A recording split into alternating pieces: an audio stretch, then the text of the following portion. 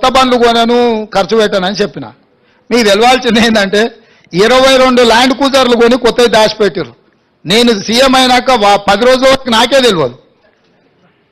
నేను పాత బండ్లు ఏదో అడ్జస్ట్ చేసి అన్ని రిపేర్లు చేయండి చూసి ఇచ్చేయండి అని నేను చెప్తుంటే చిన్న ఒక అధికారి వచ్చి షోలో చెప్తున్నాడు, సార్ పోయినసారి 22 ల్యాండ్ క్రూజర్లు కొన్నాడు, అన్ని విజయవాడలో దాచిపెట్టినాం సార్, కొత్త ప్రభుత్వం ప్రమాణ స్వీకారం చేయగానే అన్ని తెద్దామనుకున్నాం, ఆయన నెత్తి మీద దరిద్రం ఉండి ఆయన ఇంటికి పోయింది సార్ 22 కొత్త ల్యాండ్ క్రూజర్లునే.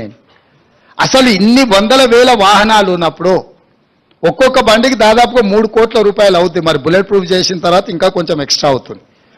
22 కొత్త ల్యాండ్ క్రూజర్లు చెప్పా పెట్టకుండా కొని దాచిపెట్టిన కేసీఆర్ మూడోసారి కూడా వస్తాడు. అన్ని అందరూ 22 అంటే ఆయనకు ఆయన వంది మాగతులకు అందరికీ ఇట్లాంటివి ఆయన సృష్టించిన సంపద.